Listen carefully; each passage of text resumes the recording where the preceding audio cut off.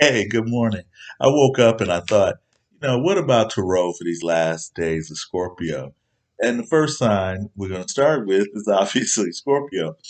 I mean, this is the time period where we shift from the middle of fall to late fall.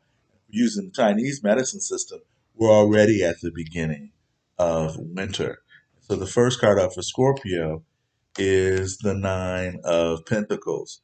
So this is about following your gut, trusting your instincts, but not surrendering to your instincts. So you reflect upon the instincts, the animal instincts that separate us and ego. So Scorpio, as I've said many times before, this is where the ego goes to die because you can no longer deny that nighttime or soul, soul consciousness is stronger than egocentric consciousness because nighttime is longer than the day. And so, Nine of Pentacles, look at all your possessions and understand the value of what you have. And that's your opposite sign, which is Taurus. So, Scorpio, in order to really merge with someone equally, you have to take stock of what you already have or what you own so you can give freely. And in that vein, we'll do the opposite sign of Taurus, which your card is the Six of Pentacles. So we're in an earthy, very earthy space, and the Six of Pentacles goes to the middle 10 days of Taurus from approximately April 30th until May 9th. But it definitely indicates the measuring of what you're giving. It's a card that represents abundance, which all sixes in the Tarot do. They represent like yes times three. So it's yes to the physical body, it's yes to your resources. It's yes to not only I have, which is yours, but what we have, what you're willing to share, recognizing the risk that it takes when you express your desires. And so the next card sign we'll look at is Sagittarius, and you run with your ancestors. You definitely, the shoulder upon which you stand are those ancestors, and your card is the Six of Pentacles, I mean, Six of Cups. So this has to deal with the joy, the loving kindness, the emotional self-expression that comes from innocence. So let's say you have a friend or a lover or someone who has a lot of money or a lot of resources, and you are having trouble finding them gifts or finding them uh, things. So give them experiences. And the Six of Cups is also about a childlike innocence that can can kind of ameliorate or soften some of your bluntness and how you speak true, Sagittarius. Your opposite sign is Gemini. Since we're running with the sixes, I'm going to choose the sixth card off the top for Gemini, and we've got the Two of Cups. So this is being in a mutually reciprocal relationship, a friendship that may grow into something more, but ultimately you can trust this sharing. You can trust this egalitarian between the masculine yang extroversion and then the yin feminine introversion as well. Let's go to your next door sign of Cancer. And you tend to like the Scorpio time of year. It's a playful time for you, Cancers. And your card is, yeah, you do. And this deck is called Lust. Originally, Tarot called it the Strength card, but it's the awakened Kundalini energies. It's the female magician, is what I like to call it, in the sense that it's how you bring people together, how you bring the physical pleasures and desires, the emotional and the physical together. So, Cancer, get out there and have some fun. Your opposite sign is Capricorn, which sometimes can be really, really judgy. And so Capricorn, let's see how you can soften that. Ah, the Empress. This is all things mothering, nurturing, caring, and mothering in the sense of wanting to involve yourself in other people's lives in even a behind the scenes kind of way, recognizing what you can offer to them in to secure or to help their growth. And if it's an object d'art, an object of art that you're looking to purchase, Capricorn, treat yourself. And then let's go to Aries. First card up off the top. Ah, Five of Cups.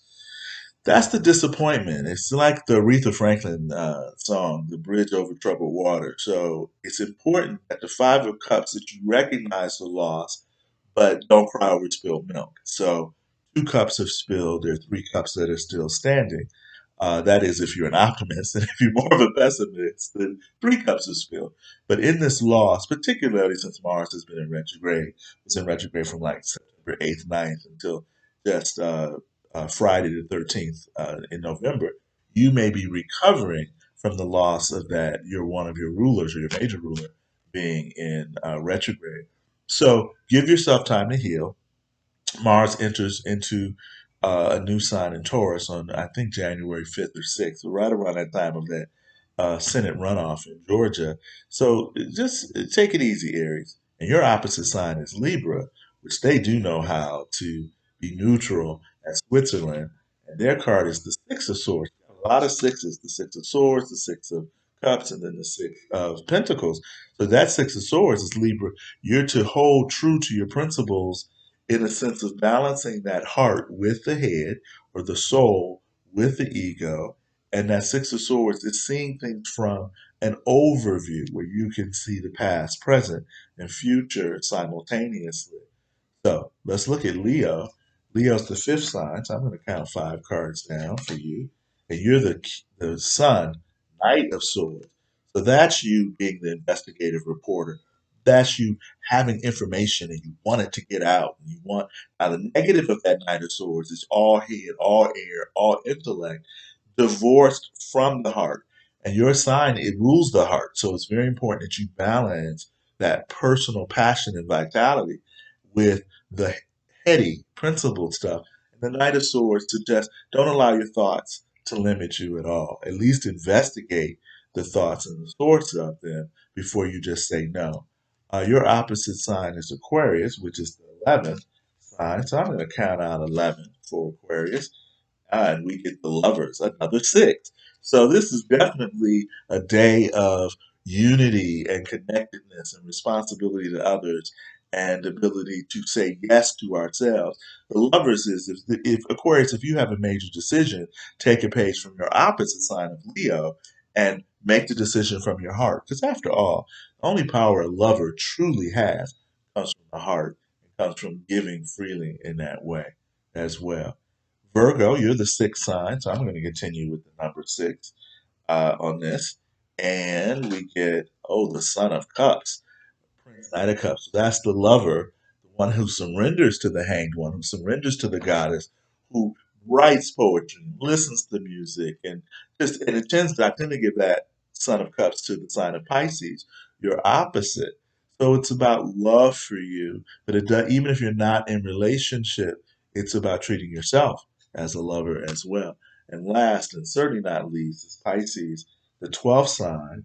And so I'm going to count out 12 for you and we get the Ace of Wands. So you're looking to have passion and sexual energy and fire and that which sometimes can be that elusive spark.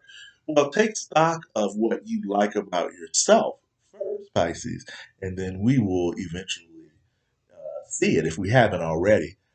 You may be coming off a little bit more elusive than you intend to, but this Mars retrograde, how it would have affected you would have been an issue of self-esteem, of feeling like you need to be worthy to go after what you want. So the theme with this is a lot of sixes. So we are in this solar kind of really wanting to beef up who we are, so then we can sacrifice wholly with other people in communion with others, be that physical, emotional, mental, sexual, all types of communion, which is rooted in communication and community.